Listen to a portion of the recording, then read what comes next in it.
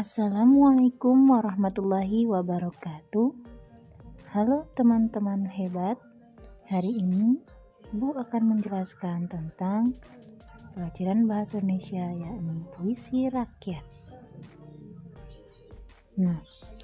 Pengertian puisi rakyat merupakan warisan budaya bangsa yang memiliki nilai-nilai dan berkembang dalam kehidupan masyarakat.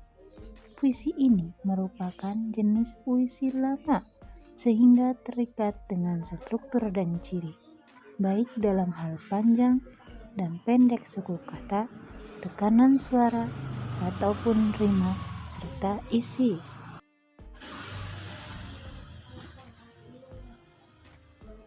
Adapun jenis puisi rakyat yakni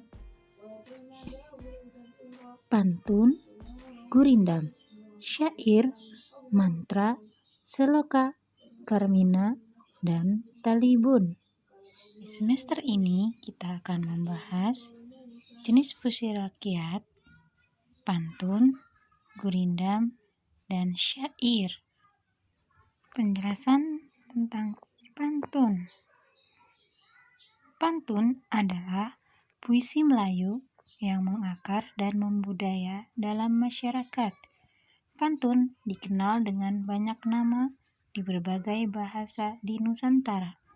Tonton, bahasa Tagalog; tuntun, bahasa Jawa; pantun, bahasa Toba, yang memiliki arti kurang lebih sama, yaitu sesuatu ucapan yang teratur, arahan yang mendidik, bentuk kesantunan. Pantun tersebar hampir di seluruh Indonesia. Fungsi pantun di semua daerah Melayu, Sunda, Jawa, atau daerah lainnya sama, yaitu untuk mendidik sambil menghibur. Berikut adalah ciri-ciri pantun. Tiap bait terdiri atas 4 baris atau larik. Tiap baris terdiri atas 8 sampai dengan 12 suku kata. Rima akhir setiap baris adalah A, B, A, B. Baris pertama dan kedua merupakan sampiran, dan baris ketiga dan 4 merupakan isi. Berikut adalah contoh pantun. Pantun yang pertama, air surut memungut bayam, sayur diisi ke dalam kantung. Jangan diikuti tabiat ayam, bertelur sebiji, riuh sekampung. Ini adalah merupakan pantun nasihat, karena kita tidak boleh mengikuti tabiat ayam yang jika bertelur sebiji, riuh sekampung. Bagaimana cara kita mengaplikasikan ciri-ciri pantun? Berikut penjelasannya. Yang di dalam kotak merah ini adalah bait. Setiap bait terdiri atas 4 baris. Begitu juga pantun yang kedua, ketiga, dan keempat. Ciri berikutnya, tiap baris terdiri atas 8 sampai dengan 12 suku kata. Apa itu suku kata? Suku kata merupakan pemenggalan kata berdasarkan ucapan. Baik, kita ambil contoh pantun yang pertama.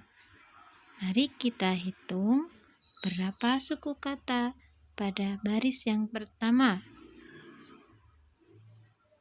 A 1, ir 2, su 3, rut 4, me 5, mu 6, mut 7, ba 8, dan yam 9. Jadi jumlahnya terdapat 9 suku kata. Ciri yang kedua tadi, tiap baris harus terdiri atas 8 sampai dengan 12 suku kata. Berarti sudah memenuhi ya. Teman-teman bisa menghitung untuk baris 2, 3, dan 4-nya. Berikutnya adalah rima akhir setiap baris adalah A, B, A, B. Yang dimaksud adalah baris pertama dan ketiga rima akhirnya harus sama. Begitu pula dengan baris kedua dan keempat, rima akhirnya harus sama.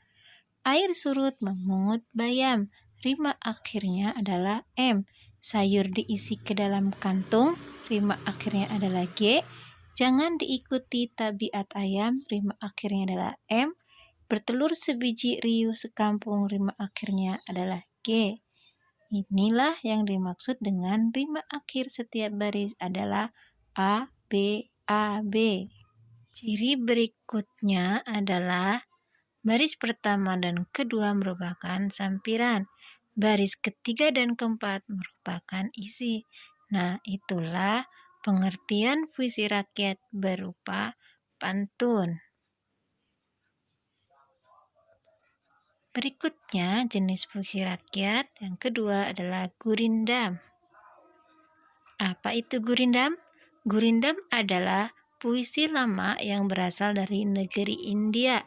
Istilah gurindam berasal dari bahasa India, yaitu kirindam, berarti mula-mula atau perumpamaan.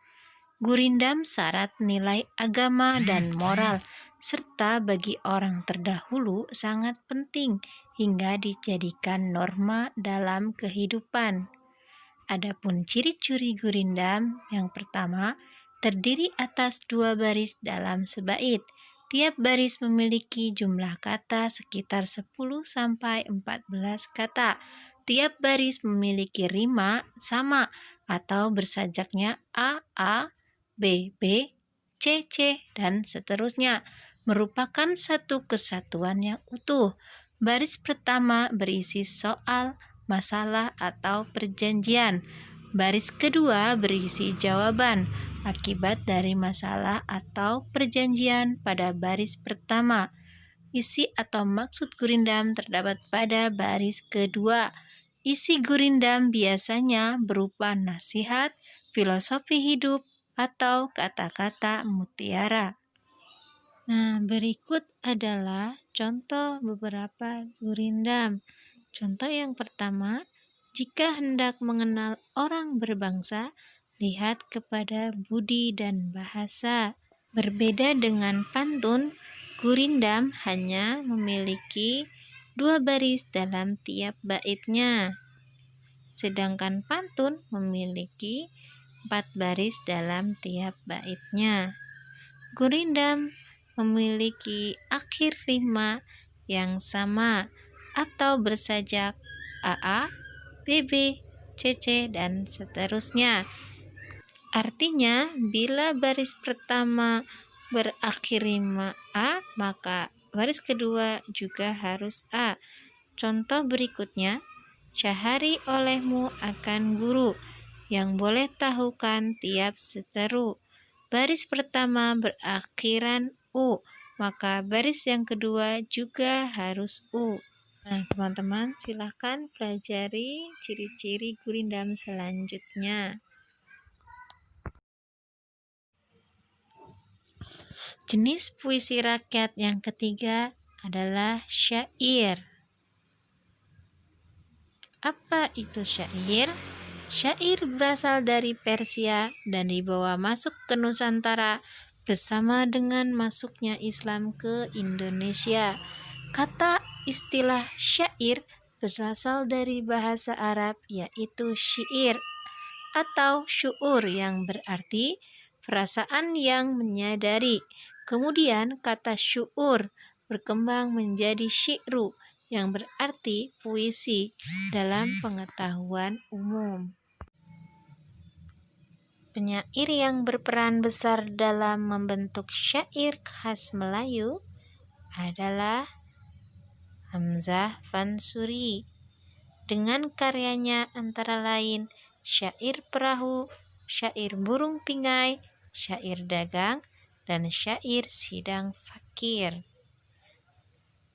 Adapun ciri-ciri syair, yang pertama, setiap bait terdiri dari 4 baris.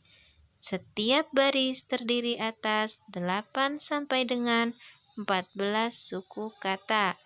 Bersajak A, A, A, A. Semua baris adalah isi. bahasa yang digunakan biasanya berupa kiasan. Berikut adalah beberapa contoh syair yang berjudul Syair Perahu karya Hamzah Fansuri. Mari kita baca bait yang pertama. Inilah gerangan suatu madah, mengarangkan syair terlalu indah, membetuli jalan tempat berpindah, di sanalah iktikat diperbetuli sudah. Seperti halnya dengan pantun, satu bait terdiri dari 4 baris, memiliki sajak yang sama a, a, a, a.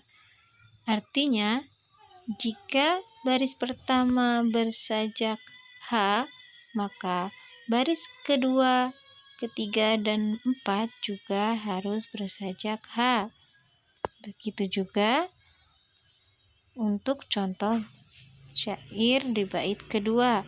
Wahai muda, kenali dirimu, ialah perahu tamsil hidupmu. Tiadalah berapa lama hidupmu, ke akhirat jua kekal hidupmu. Nah, pada baris pertama bersajak U, maka untuk baris kedua, 3, dan 4 juga bersajak U. Itulah tadi penjelasan dari contoh puisi rakyat, pengertian, ciri-ciri, dan jenisnya. Semoga teman-teman dapat memahami ya.